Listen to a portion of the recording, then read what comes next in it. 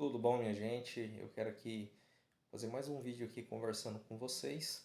E hoje eu quero fazer um vídeo de um tema que eu considero que não é uma novidade, mas é um tema que eu considero importante para o mundo da educação, né? Que é o que nós já ouvimos falar aí na internet, que é analfabetismo funcional, né? Primeiro eu gostaria de falar assim,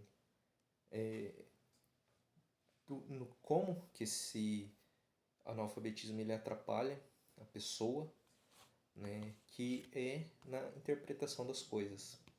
Né? O que eu quero dizer com isso? Vou dar um exemplo aqui. A pessoa ela vai fazer um concurso e uma questão que tem um texto um pouco mais extenso.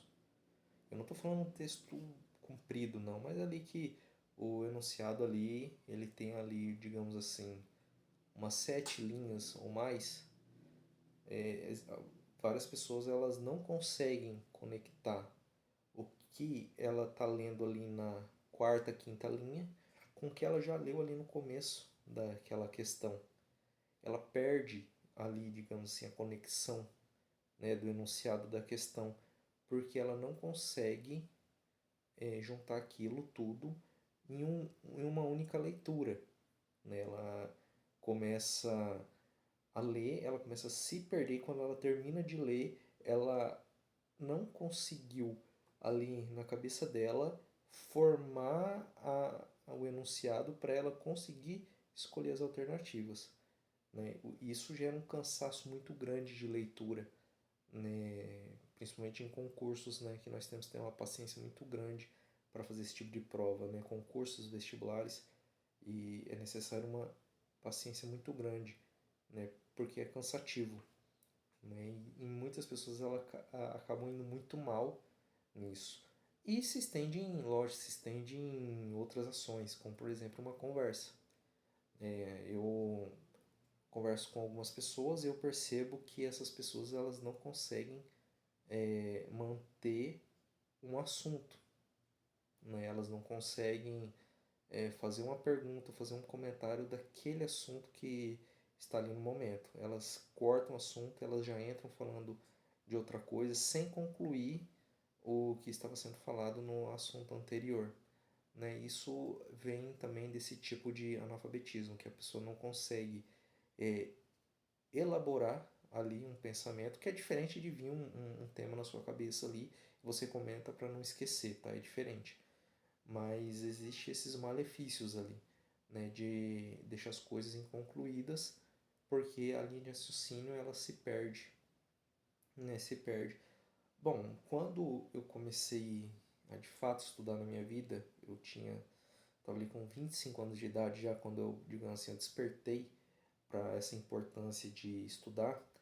E eu me lembro, também nitidamente eu consigo me lembrar, que eu tinha esse malefício, eu tinha alguma coisa de algumas vezes criar aparecer algumas dúvidas que não estavam ali de acordo com o que eu estava lendo ou o que estava sendo falado pelo professor em sala de aula. Né? E eu fui começando a entender melhor, né, conforme eu fui lendo mais, conforme eu fui estudando mais. Né? Hoje eu vou completar 36 anos esse ano e eu falo assim que eu tenho 11 anos de vida que eu venho estudando e eu considero que eu melhorei muito nesse aspecto, o que não me deixa imune, né, de cometer um erro desse. Né?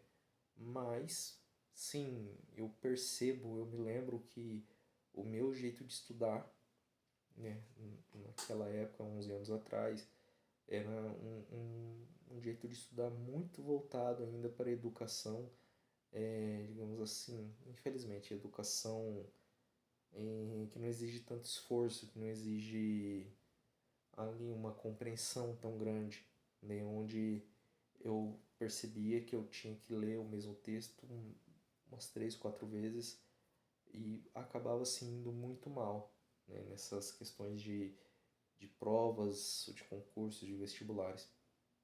Né, ok. E isso foi passando conforme eu comecei a adequar na minha rotina mais a leitura. Né? Tanto que hoje eu tenho um hábito de leitura, lógico que nem todo dia nós conseguimos ler muito, Existem alguns dias que eu consegui ler 3 horas no dia e existem alguns dias que eu leio ali 20 minutos. Isso vai se adaptar às atividades do dia, né?